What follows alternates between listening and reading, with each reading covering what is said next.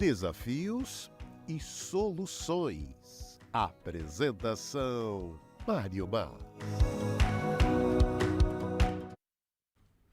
Olá, amigos. Bom dia. Sejam bem-vindos no programa Desafios e Soluções. Bom, a vida é um desafio e as soluções têm que aparecer, ou nós buscarmos a solução. Quando a gente começa a desenvolver a proatividade, a gente sai da passividade e vai em busca daquilo que nós precisamos. Ainda mais sabendo que nós estamos aqui numa escola, aprendendo várias lições adiantadas em termos de humanidade, de funcionamento da sociedade. E o Espiritismo levanta o véu, né, que encobria toda a realidade e a gente começa a enxergar. Ainda assim, levanta o véu, nós enxergamos de acordo com a nossa capacidade. Então, depende de uma pessoa ser mais ou menos lúcida, evoluída, para entender mais ou menos a realidade da vida. Bom, de qualquer jeito, em termos evolutivos, todos nós vamos alcançar o conhecimento máximo que nós podemos atingir. Como nós somos ilimitados na nossa condição de espíritos imortais, e Allan Kardec fala que nós somos perfectíveis, nós temos muita coisa para desenvolver ainda. Bom, hoje nós vamos falar de um tema que nós nos debatemos sobre ele vez ou outra na vida, que é a infelicidade. Estamos felizes num determinado momento, depois estamos infelizes, e assim nós vamos progredindo. Jefferson, dá para você achar o programa aqui só para compartilhar? Programa Desafios e Soluções. Aí dá? Ok, eu não achei o vídeo, estou pedindo para o Jefferson quebrar o galho. Muito bem, o livro que nós vamos consultar se chama Ilumina-te. Aqui está, do Divaldo Pereira Franco, pelo Espírito Joana de Ângeles. Então vamos lá. Normalmente, considera-se a infelicidade como sendo todo e qualquer acontecimento que contraria o equilíbrio, que distorce o programa elaborado como se fosse o mais importante, que gera embaraço e mal-estar. Você tem se sentido infeliz, feliz? Como que você lida com essa dualidade de hora estar num estado, em outro momento em outro estado? Bom, isso é uma constante, não dá para a gente fugir disso. Por quê? Nós estamos num corpo físico que tem as suas restrições, os seus limites, e, além disso, participamos de uma sociedade complexa, que tem os seus altos e baixos, que tem os seus ciclos mais positivos, menos positivos. A Idade Média, por exemplo, é um período terrível que passou a humanidade por conta do obscurantismo da vida que havia na época, e ainda hoje tem alguns lugares que vivem na Idade Média. Temos os momentos iluminados, elevados, que espíritos de alta hierarquia reencarnam para ajudar a alavancar o progresso do planeta. E agora, segundo o livro do... Obrigado, Jefferson. Segundo o livro do Divaldo Pereira Franco, o Transições Planetárias, que diz que espíritos de alta elevação, vindos do planeta Órion, reencarnaram no planeta, ajudando a alavancar o progresso da humanidade. Os pessimistas, eles não veem o progresso, eles se detêm apenas ao fato imediato que os tocam, os seus sentidos, e para eles a realidade é só aquilo, não conseguem vislumbrar além disso. E também o nosso vício milenar de polarizar a nossa percepção no lado negativo das coisas.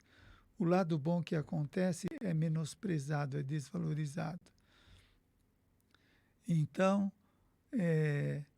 uma pessoa passa por uma dificuldade ou uma perda, ela chora aquela situação, se detém ligado a ela, num processo talvez de luto diante da perda, ou seja, ela vivencia aquilo lá.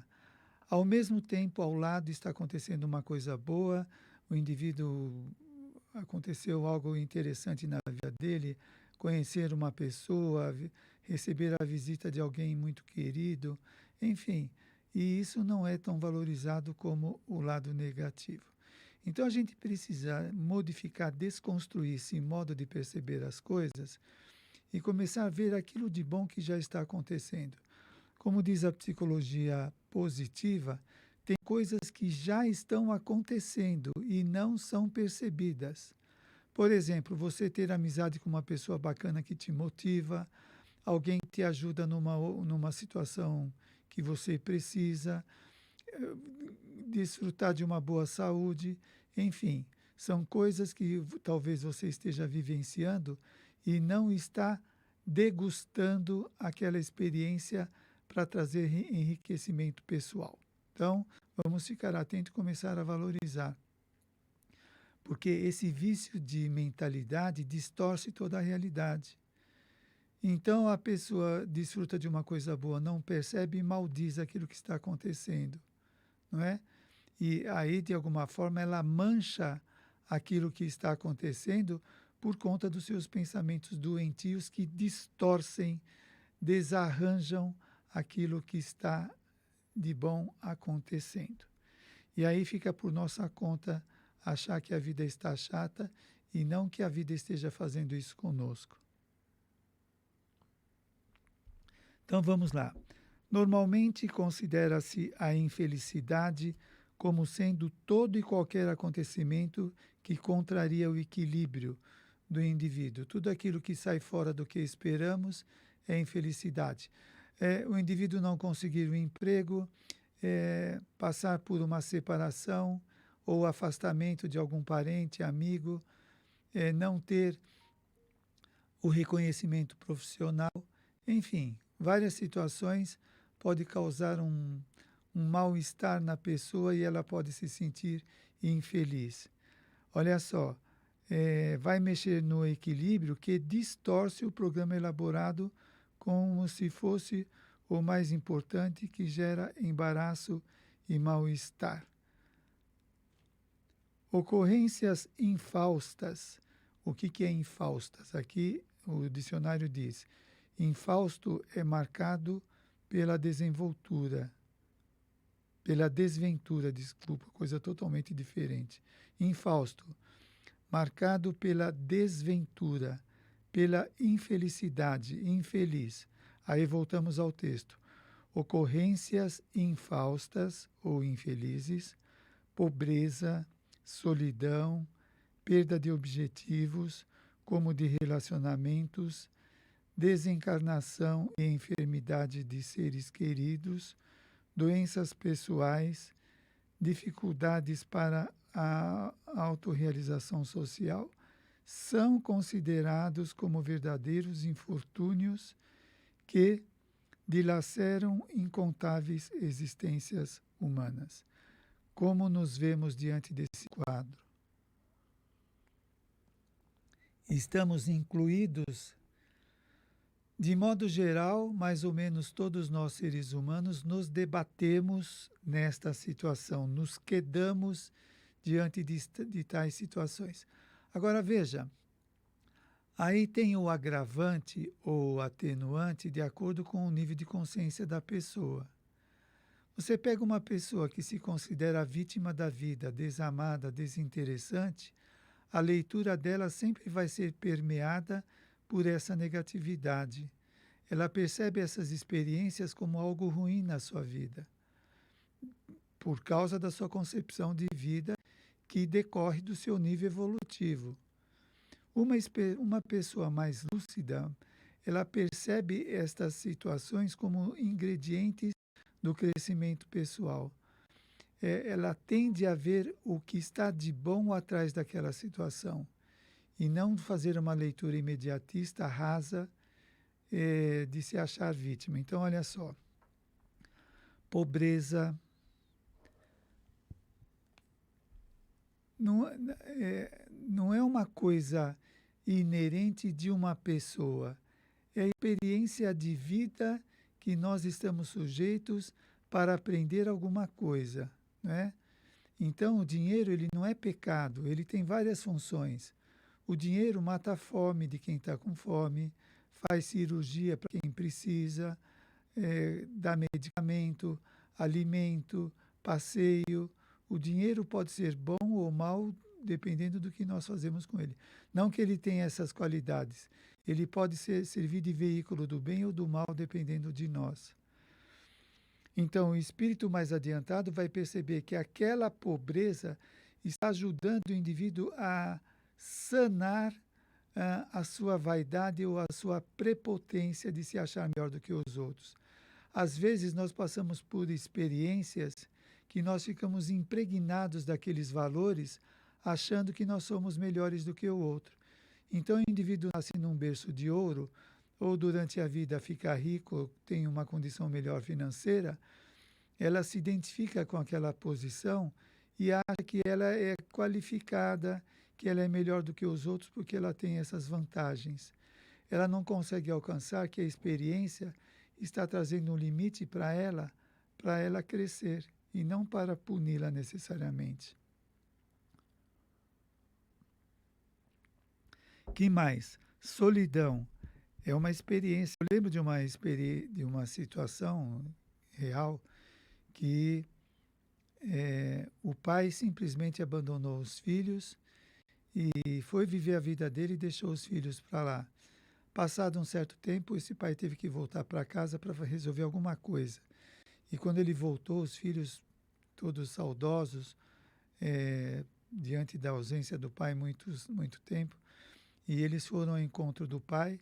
O pai estava num cavalo, sequer ele desceu para abraçar ou dar um beijo nos filhos. Simplesmente ele fez as perguntas que queria e foi embora. Então, aí a gente vai entender a solidão, uma experiência que esse indivíduo negou o afeto de pessoas queridas por causa do seu orgulho, da sua arrogância. Futuramente ele teria uma experiência de angústia de viver sozinho por conta do desprezo que ele deu para o relacionamento afetivo. Então não seria a vida castigando ele por estar numa solidão, mas sim o que ele fez dos afetos que ele tinha numa vida anterior, jogaram ele ou ele se jogou nessa situação de solidão. Aquela angústia de não ter ninguém por perto, não conseguir falar, não conseguir colo, nada disso. Então é uma experiência arrebatadora que arranca o indivíduo da prepotência e ele é obrigado a tomar contato com uma realidade que ele negava. Ele é obrigado, ele é arrastado, ele é arrancado da mentira que ele inventou para si mesmo. Por exemplo, é sempre citado aqui o livro do Jesus Gonçalves, que era um guerreiro bárbaro e era um general poderoso que se achava invencível, etc., até que ele nasce aqui no Brasil com lepra, ou a doença de hanseníase, e esta experiência da lepra arrancou ele de vez da prepotência de se achar um general melhor do que os outros. Então são experiências tão marcantes que arranca o indivíduo daquela hipnose de se achar diferente. E é o que está acontecendo com todos nós. Nós temos altos e baixos, coisas legais, coisas chatas, que estão educando a nós todos a nos vermos como pessoas falíveis, mas perfectíveis. Esses paradoxos são tão brilhantes, a vida oferece tantos exemplos eloquentes mostrando essa disparidade, essas contradições na vida.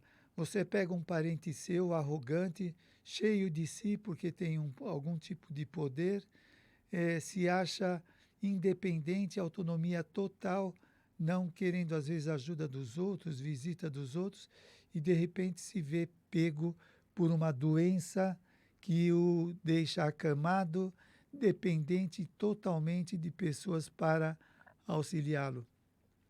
Aqui eu lembro aquele caso que eu também sempre cito, que é o Sabino, que há 1000 anos esse espírito onde reencarnava, ele era um déspota que prejudicava um monte de pessoas e situações. Há 1000 anos fazendo isso, até que ele nasce cego, surdo e paralítico, numa situação que ele depende totalmente da mãe dele, para ir no banheiro, para tomar banho, para comer, para se trocar, para sair, para ir no médico, tudo ele depende. Antes ele era poderoso, manipulava as pessoas, as leis, fazia e desfazia das pessoas, e agora ele é obrigado. Não adianta ele falar não quero, ele é obrigado, ele tem fome, ele precisa comer. E quando ele vai comer, é alguém que põe na boca dele que nem isso ele consegue fazer. São as experiências amargas, é uma expiação que o próprio indivíduo formou na sua vida. Que mais? Perda de objetos. Eu lembro daquele caso que uma pessoa foi conversar com Chico Xavier, que ele tinha perdido um terreno numa situação lá, que eu não lembro direito. E ele foi reclamar com Chico, com tanto sacrifício eu comprei essa terra, e agora a pessoa passou para o nome dele e tal, ele perdeu. E o Chico disse para ele, meu filho, na hora de pagar é duro, né? É difícil. Ou seja, esse roubo que ele estava passando, esse homem, era por conta de uma coisa que ele tinha feito no passado, que ele tinha se apossado de coisas de outras pessoas e agora ele estava devolvendo. É isso, não são coisas gratuitas. Qual é a nossa implicação com aquilo que está acontecendo conosco?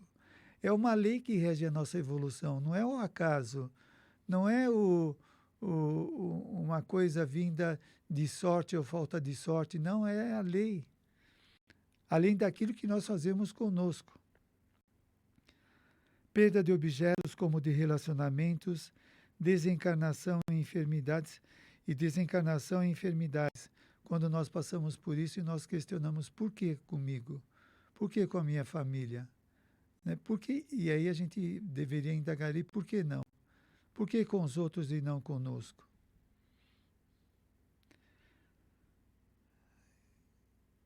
Doenças pessoais, dificuldades para a autorrealização.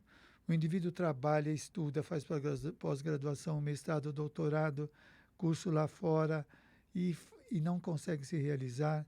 Às vezes até atinge o posto que queria, mas não é realizado. Vive um inferno dentro dele mesmo por causa dos conflitos que guarda, das coisas não resolvidas, que dificulta a desfrutar daquilo de bom que está acontecendo. São tormentos que nós geramos dentro de nós. Às vezes nós infelicitamos tanto outra pessoa, perseguimos, maldizemos, etc. E aí quando aquilo vem para nós, parece que nós somos as vítimas. Compreender-se, porém, a criatura terrestre, o sentido profundo e significativo da reencarnação e bem diria esses desafios que a todos devem convidar a reflexões positivas, pois que se transformarão em bênçãos passado o clímax, não sendo a felicidade, o prazer, a fortuna, o destaque na comunidade, o aplauso e o encantamento pelo acumular de recursos que propiciam comodidades e bem-estar. Eu vou ler de novo que está bem denso de informação aqui. Compreender-se a criatura terrestre, o sentido profundo e significativo da reencarnação. Ou seja, nós estamos reencarnados num programa de evolução. Estamos matriculados nessa escola. Essa matrícula foi feita na vida espiritual, a nossa inscrição para essa existência. Eu estou usando uma linguagem figurativa das nossas coisas da Terra. O compromisso que o indivíduo assumiu com a espiritualidade e com a sua própria consciência, né? de resolver as suas pendências, os erros cometidos, de ajudar a melhorar o planeta, etc. Então, tem finalidade as experiências que nós passamos. Nós não estamos aqui para atender os apelos da sociedade. Nós participamos da sociedade, temos os nossos momentos de lazer, de aprendizado, enfim, de espiritualidade. Nós temos todas essas experiências, mas a vida não se resume àquilo que a sociedade elege como importante, que está muito ligado ao consumismo e não ao crescimento pessoal. Então, se a pessoa compreendesse isso, a significação da reencarnação, e bem diria esses desafios, esses acontecimentos que nós citamos, ele bem diria a pobreza, a doença, falta de autorrealização. Então a gente poderia fazer uma ilação. Ora, se eu estou nesse programa de evolução, de crescimento, e se as leis de Deus são justas, eu estou passando por experiências que eu preciso, que são boas. Como que eu julgo que são más? Se partem das leis de Deus. As coisas más são decorrentes daquilo que nós fazemos ou não fazemos. Se eu não respeito as leis, se eu não... se não sou uma pessoa moderada, se eu não me esforço, etc. Aí sim vai resultar coisas ruins por aquilo que eu faço. Mas o que a lei está me propiciando, ela me traz aquilo que eu preciso realmente, e não aquilo que eu quero apenas por desejo, que é uma necessidade falsa criada pela ilusão da ideologia materialista. Né? Na perspectiva espiritual, não. Eu estou reencarnado para obter aquilo que me faz crescer, e não aquilo que me engana, que faz eu acreditar que eu cresci e não cresci, sou uma pessoa imatura. Então, o indivíduo bem diria esses desafios que a todos devem convidar à reflexão positivas. Então, eu refleti. Eu estou nessa situação que está difícil ou está mais leve, depende. Eu reconheço que eu passo por essa situação. E reconheço que ela é boa para o meu crescimento. Esta é a conscientização. Como está dizendo aqui, olha. A todos devem convidar a reflexões positivas. Essa experiência é boa.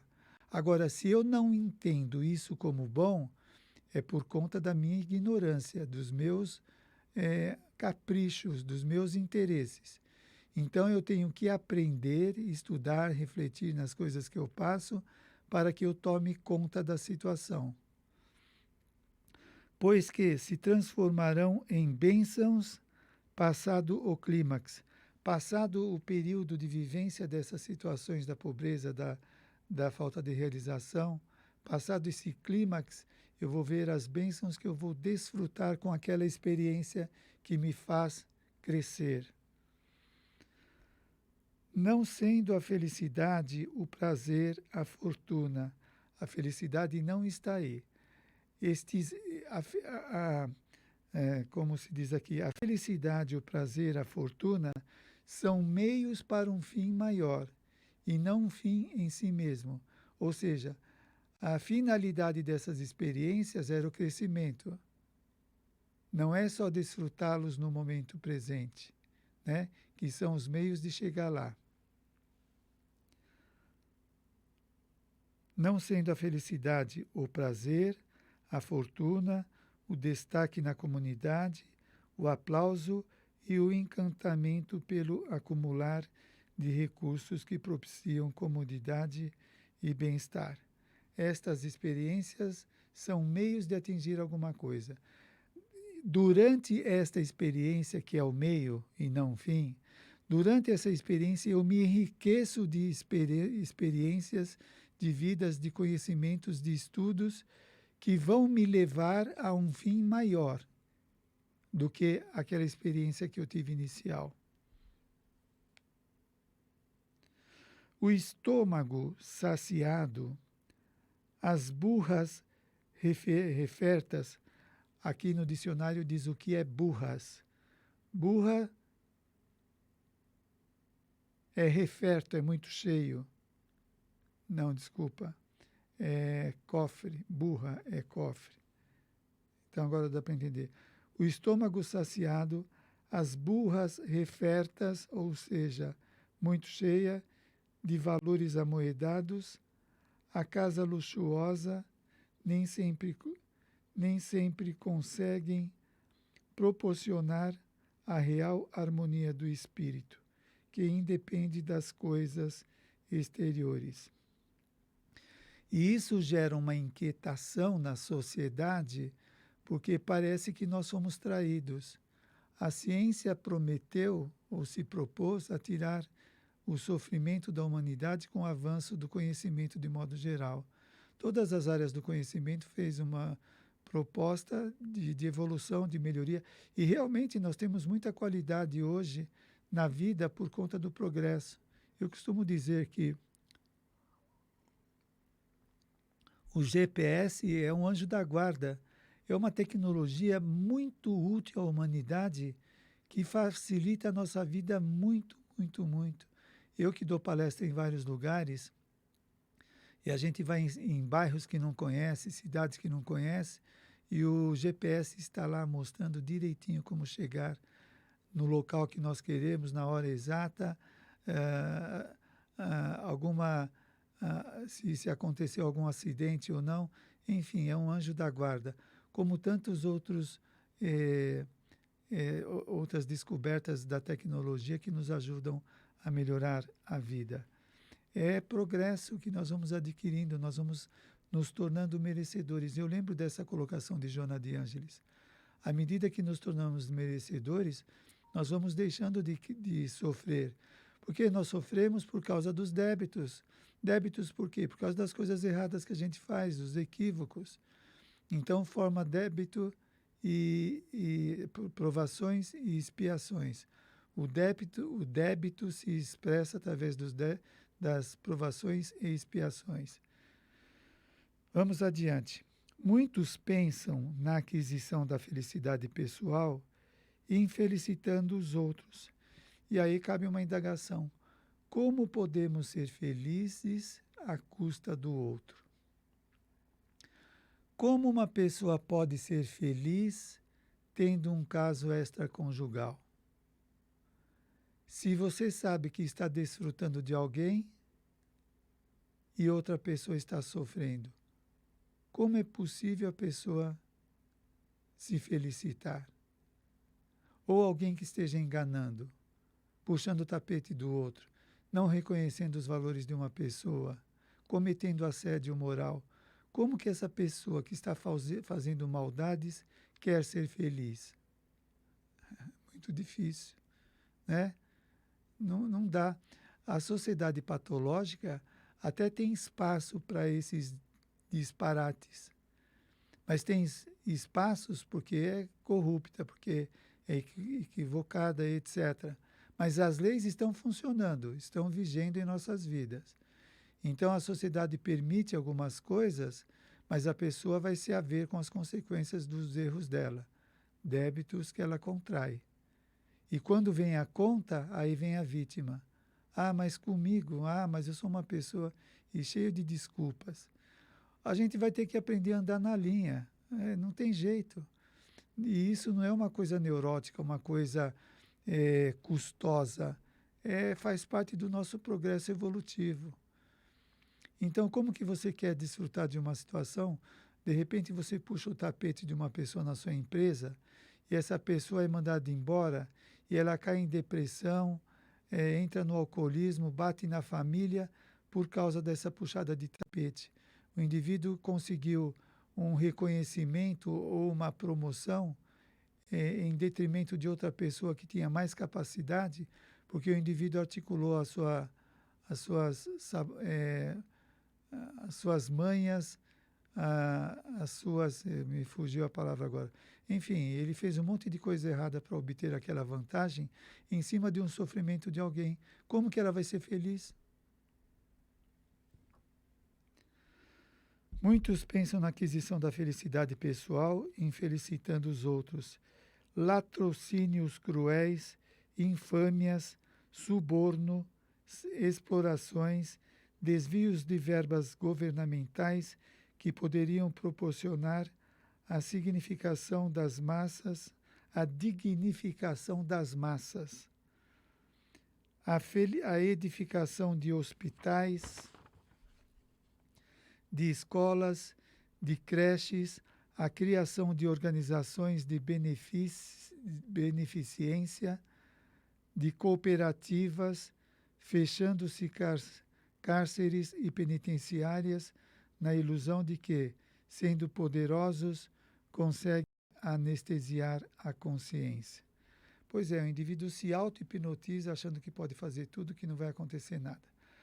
Aí, quando começa a aparecer a conta, as restrições, então, às vezes, o indivíduo desviou verba da educação ou da saúde, aí o filho dele precisa de um hospital, o hospital não tem recursos para atender o filho dele, porque é uma doença rara ou coisa do tipo, e aí ele é a vítima, aí ele reclama e esquece daquilo que ele fez, que ele desviou todos os recursos e tem gente sofrendo por conta disso.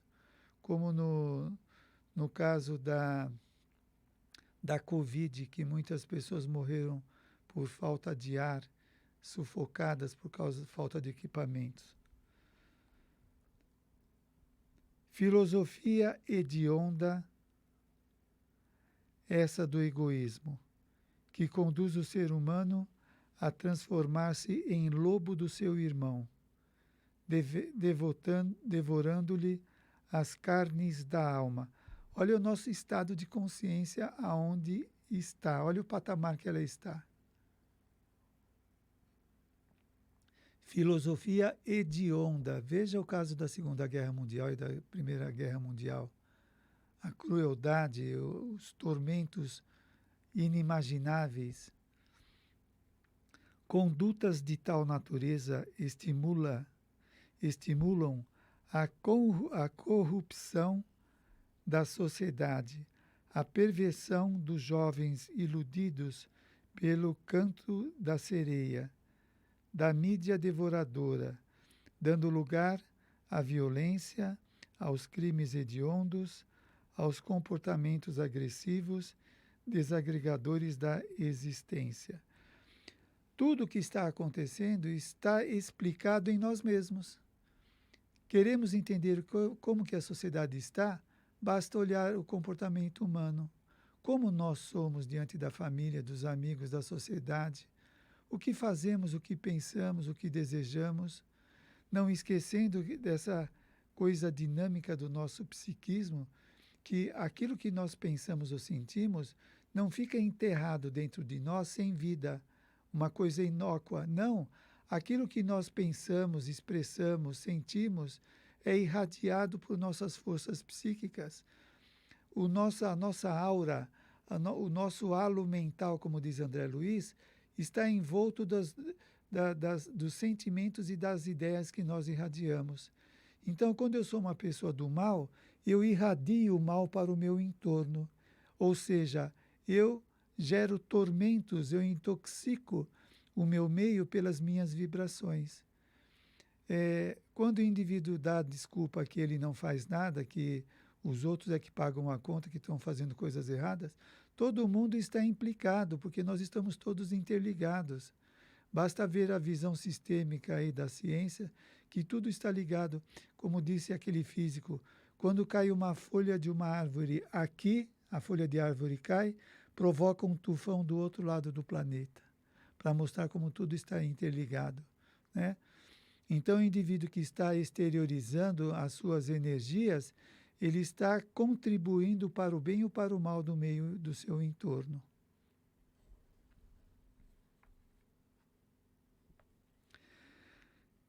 Deixa eu ver se tem alguma mensagem aqui da Thaís. Só um minutinho. Programa ao vivo. Comunicação instantânea. A Sueli Pietro Preto. Dá bom dia a todos nós. Um beijo para você. É de Guarulhos. Inês Regina. Falando da explicação do programa. A Gorete Fonseca. e outros. Um beijo para todos vocês, bem-vindos e esteja aí ligados conosco, exteriorizando as boas energias que nós estamos aprendendo a fazer. Bendito, então, o sofrimento bem compreendido e aceito, porque ele contribui para a libertação real do espírito de todos os engodos que o mantém na retaguarda do progresso. A nossa mesmice, os nossos hábitos, os condicionamentos, as ideologias materialistas, os nossos meios de comunicação exteriorizam conhecimentos concernentes, obviamente, ao nosso nível evolutivo. Como nós não somos ainda espíritos saídos das provas e expiações, ainda temos comportamentos equivocados e ainda tem percentuais de maldade que pertencem à nossa idade evolutiva, ao nosso estado pessoal. Então, olha só, bendito o sofrimento bem compreendido e aceito, que vai trabalhar nessa questão, porque ele contribui para a libertação real do espírito. Contribui, por quê? Você chega para o seu filho e fala, olha, meu filho, para de sair com esses amigos que eles estão te levando para o buraco. Vai estudar, vai fazer um curso técnico, vai fazer um curso para você ter o que fazer na sua vida. E o filho, muito ligado com os amigos, que um encoraja o outro a ser mais desobediente, mais descolado, né? Ah, não vou estudar porque eu não quero, não sei o que lá, reclama, etc. Se opõe às propostas dos pais e chega uma hora que ele precisa trabalhar para comer e ele não tem profissão. Então, a dor que essa experiência vai trazer, ou o sofrimento que o indivíduo vai passar de não ter aproveitado o tempo para se qualificar, vai deixá-lo atordoado, atormentado, tendo uma autoestima baixa porque não tem profissão, se sentindo menor do que todo mundo porque não ganha quase nada como gostaria, enfim, uma série de tormentos decorrentes das suas escolhas equivocadas. Então, essa dor, esse sofrimento, vem arrancar a anestesia que o indivíduo estava envolvido, de se achar onipotente e pensar que ele não precisaria de um emprego, que ele teria dinheiro para suprir as suas necessidades. Os pais desencarnam, os familiares vão rareando, que vão desencarnando, e o indivíduo se vê sem recurso nenhum. E aí? Cadê a onipotência? Cadê a superioridade? Felicidade, em consequência, constitui a aquisição da consciência em paz. Consciência em paz, sem tumulto, sem tormentos, sem medos, sem insegurança, sem raiva, sem desequilíbrio. Quando nós estamos em paz, nós temos mais clareza mental, nós temos mais fé em nosso Criador e em nós mesmos. Portanto, temos mais recursos para enfrentar as situações. Quando eu estou atormentado, eu fico com o meu psiquismo limitado, as minhas energias adoecidas, perturba todo o meu entorno. Desculpe. Felicidade, em consequência, constitui a aquisição da consciência em paz que deflui, que resulta dos pensamentos retos, das verbalizações corretas e das ações dignificantes. Se eu sou uma pessoa desordeira, desajustada, desequilibrada, provocativa, maldosa, se eu sou uma pessoa do mal, como que eu vou ter bons pensamentos? Até para entrar em sintonia com os bons espíritos. Então veja bem, que a felicidade deflui dos pensamentos retos. Se eu estou carregado de imagens de males que eu pratiquei, como que eu vou ter pensamentos retos? Eu posso até tentar. Eu já fiz, uma vez eu estava fazendo um exercício com uma pessoa, pedindo para ela imaginar coisas legais, bacanas, uma praia e tal. E quando ela fechava os olhos para imaginar, ela só via sombras, só coisas escuras, coisas amedrontadoras. Ela tinha que abrir os olhos porque ela se sentia muito mal. Isso é reflexo da consciência da pessoa. O que tem dentro da mente dela que ela exterioriza esse tipo de situação? Então, como que eu posso exteriorizar simpatia se eu sou um mau caráter? Como eu posso expressar empatia se eu não me interesso pelos outros? Então, que dê flui dos pensamentos retos, das verbalizações corretas e das ações dignificantes. Como que eu posso ter autoestima, autoconfiança, autoamor, autoconsciência se eu tenho a mente atormentada, se as minhas narrativas são pestilências, são toxicidades, são xingamentos, são provocações? Como que eu posso ter exteriorização boa se eu pratico esses males? A terra ainda não alcançou o nível de paraíso. Desse modo, é uma escola formosa que hospeda aprendizes que passam pelas experiências iniciais da autoiluminação. Estas experiências que nós estamos passando, o casamento, a escola, a empresa, a vivência em sociedade, os passeios, a ciência, tudo isso está trabalhando o nosso crescimento, que vai desembocar na autoiluminação. Autoiluminação. À medida que eu vou deixando de fazer o mal por conta da minha imaturidade, eu vou aprendendo a fazer o bem e desenvolvendo a minha maturidade.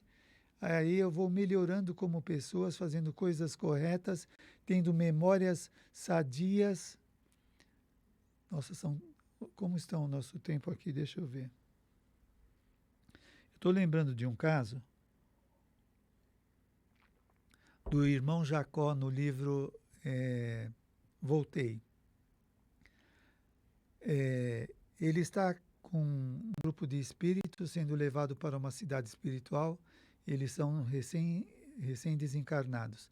E é o Dr. Bezerra de Menezes que estão levando eles. Chega a determinado lugar da espiritualidade que eles vão passar por um lugar como se fosse um portal.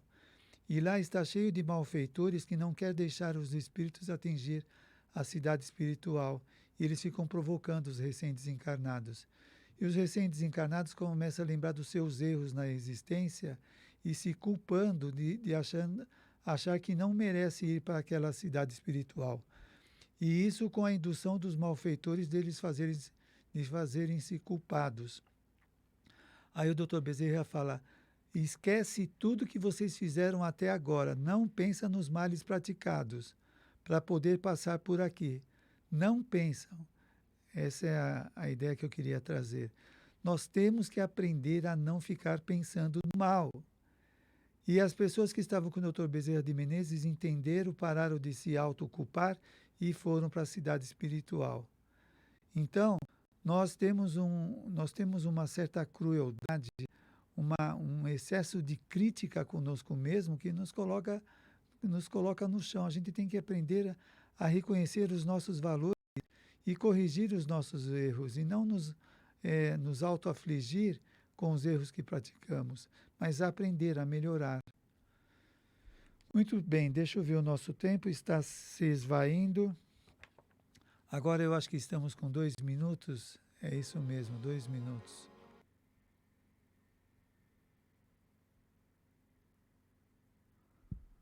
Deixa 1 minuto.